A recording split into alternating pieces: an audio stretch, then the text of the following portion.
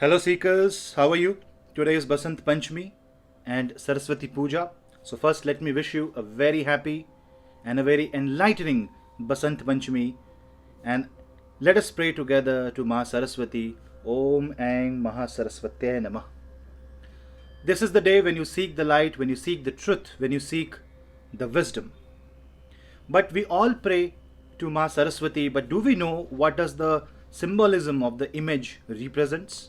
Ma Saraswati is represented by holding four objects in her hand, and she is on a swan. Her Vahana is a swan. What is this imagery all about? Let's try to discuss that. Ma Saraswati is the Shakti of Brahma.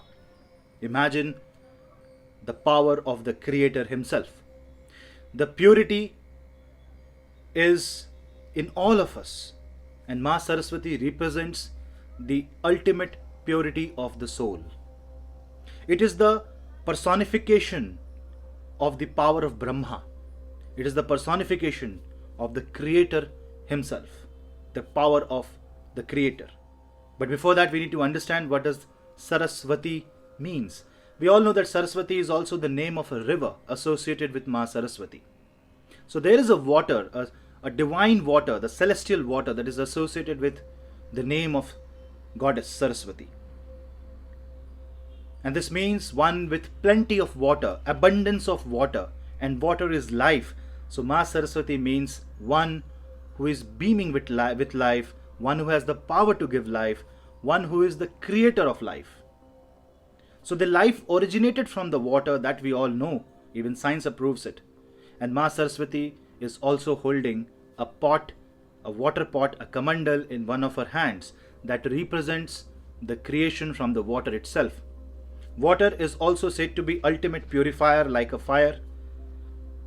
And water dissolves everything. Water is always inclusive in nature. So knowledge is also inclusive. Knowledge never differentiates, and knowledge is open for all. No knowledge is greater than other knowledge. All knowledge lands on the same platform. There is equality there. The four hands of the Saraswati, Goddess Saraswati, Ma Saraswati, tells us the four different aspects of creation, four different aspects of life. First of all, the water is also the water of creation, and we all know for Mahavishnu, the first avatar was also an aquatic avatar, Matsya avatar, the avatar of fish. On the other hand, the second hand holds a rosary, a mala. The third hand holds the book, the pustak.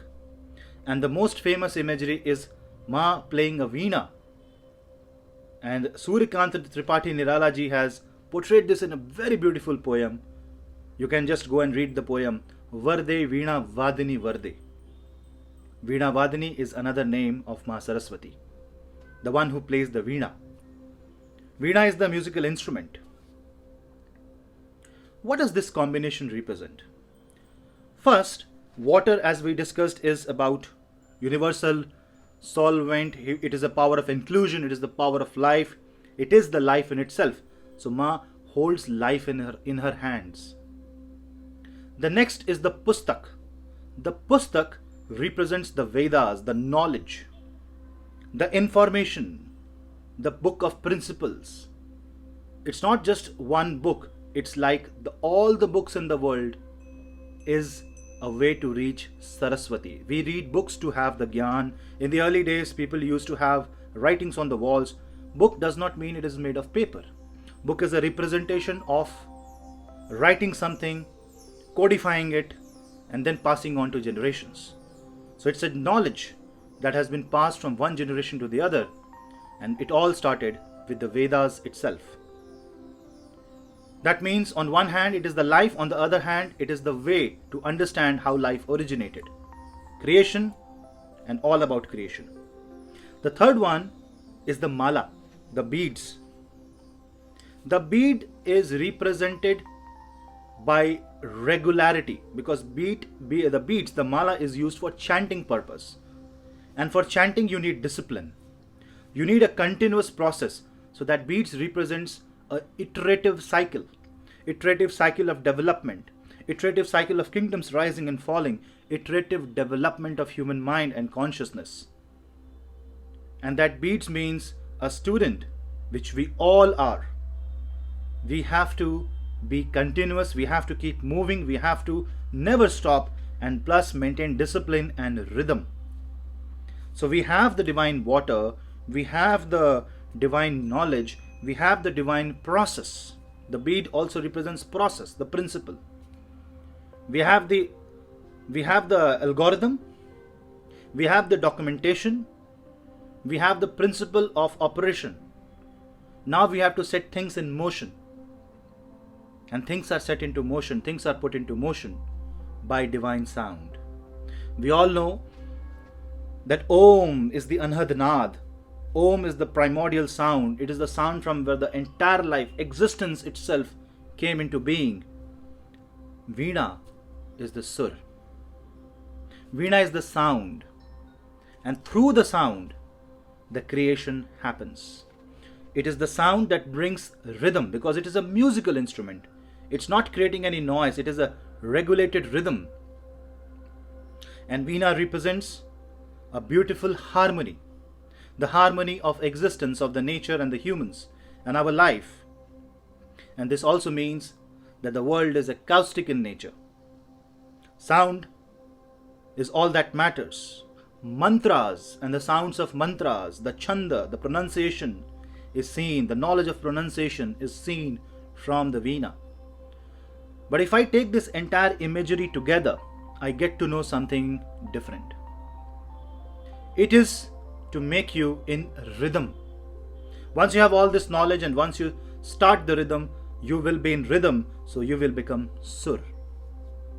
Because anyone who is not following the rhythm of the universe, anyone who is not in the sync with the cosmic cycle, with the cosmic plane, is said to be someone out of the rhythm or Asur. Asur is not a particular clan.